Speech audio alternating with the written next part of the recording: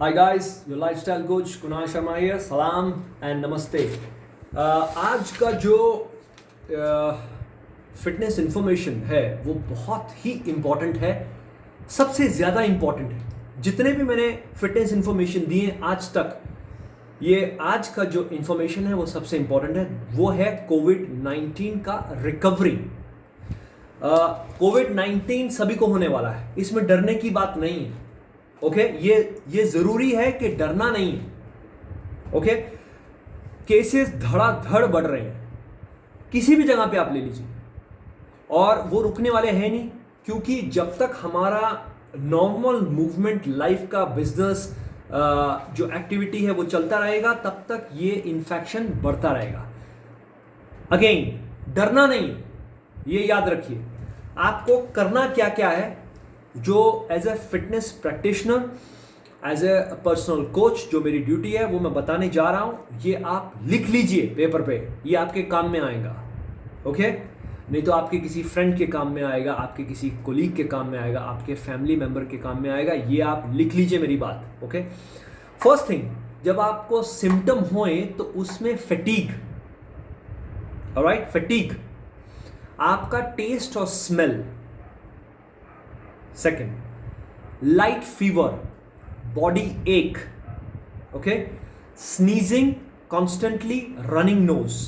अगर इसमें से आपको कॉन्स्टेंटली कोई भी सिम्टम है तो आप इमीडिएटली पहले इसका टेस्ट कराइए, कोविड का। ठीक है, ये बहुत जरूरी है सबके लिए। ओके अगर आप कोविड पॉजिटिव आ जाते हैं उसके बाद, तो बिल्कुल घबराना नहीं है, कोई प्रॉब्लम नहीं है। सबसे पहले आप अपने आप को आइसोलेट कर दीजिए। ठीक है, कोविड पॉजिटिव मतलब asymptomatic. I am not talking about serious cases. Serious cases तो अपने को हॉस्पिटल जाना ही पड़ेगा, बिकॉज ब्रीदिंग सबसे पहला जो ऑर्गन है, जो सिस्टम है हमारा अफेक्टेड होता है, अपर रेस्पिरेटरी ट्रैक, हमारे लंग्स। ओके ये सब चीज़ें सबको पता है, तो हॉस्पिटल जाना पड़ेगा। बट एसिम्प्टोमेटिक केसेस में, जहाँ पे सीरियस इन्फेक्शन नहीं हो रहा, डेथ रेट इसलिए लो है, बट इन्फेक्शन हो रहा है, उसमें ज्यादा ध्यान रखना है। ओके तो उसमें सबसे पहले तो आइसोलेट करना है, ये जरूरी है।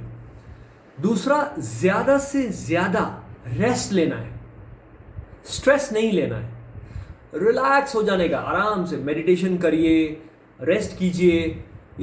स्ट्रेसफुल नहीं, स्ट्रेस लेस एनवायरनमेंट में रहिए, दैट इज वेरी इंपॉर्टेंट। और क्या कर सकते हैं, ब्रीदिंग एक्सरसाइजेस जो हैं, लाइट ब्रीदिंग एक्सरसाइज रखनी है। आप किसी भी यूट्यूब के चैनल से आप लाइट ब्रीदिंग एक्सरसाइज सीख सकते हैं, वो मैं अभी नहीं बता सकता। बहुत सी एक्सरसाइज है, आप 5 चूज कर लें, उसको रेगुलर कीजिए रोज सुबह, क्योंकि ये कनेक्टेड है रेस्पिरेटरी सिस्टम से, ये प्रॉब्लम। तो ये बहुत जरूरी है to open up your system. Okay और क्या कर सकते हैं इसमें 10 से 15 दिन आपको रेस्ट करना ही है। मुंह पे कपड़ा बांध के रखना है, आइसोलेट करना है, किसी को भी और पास नहीं आने देना है, किसी के पास जाने की कोशिश नहीं करना है, घर पे रहिए, कहीं जाने की जरूरत नहीं है।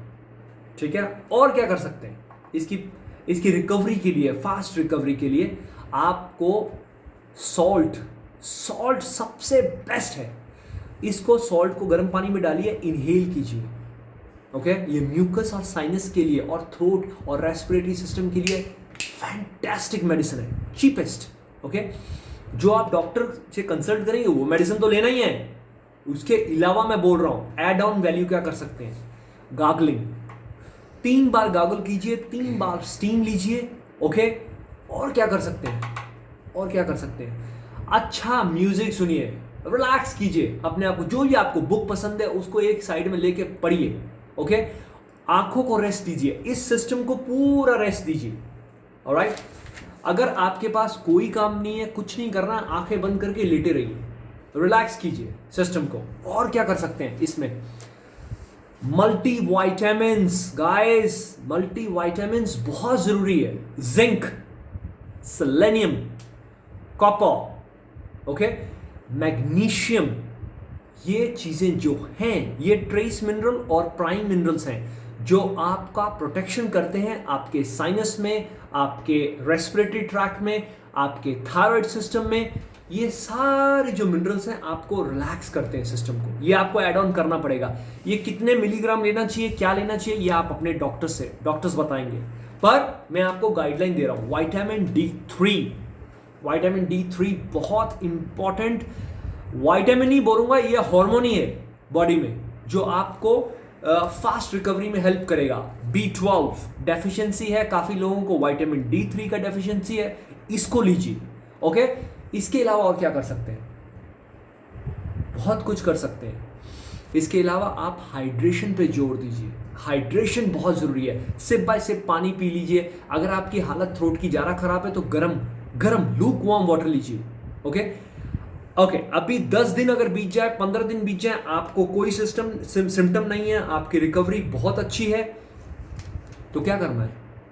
अगर आपको बाहर जाना है तो मुंह पे कपड़ा बांध के बाहर जाना है। और क्या करना है? एक्सरसाइज करने वालों के लिए ये टिप बहुत जरूरी है जो मैं देने जा रहा हूं। फॉर एग्जाम्पल, अगर मेरे जैसा कोई इंसान है जो ऑलरेडी हेल्थ एंड फिटनेस में बहुत एक्टिव है, तो मेरे को, फॉर एग्जाम्पल मेरे से लीजिए, मेरे को कम से कम 14 डेज के बाद 1 हफ्ता 10 दिन और रुकना चाहिए उन एक्टिविटीज में जो जोर लगाने वाली है। मतलब हैवी वेट ट्रेनिंग, रनिंग, बाइसिकलिंग। अपने को बहुत लाइट और बहुत स्लो, 2 चीजें याद रखना है, बहुत लाइट और बहुत स्लो ट्रेनिंग शुरू करनी है।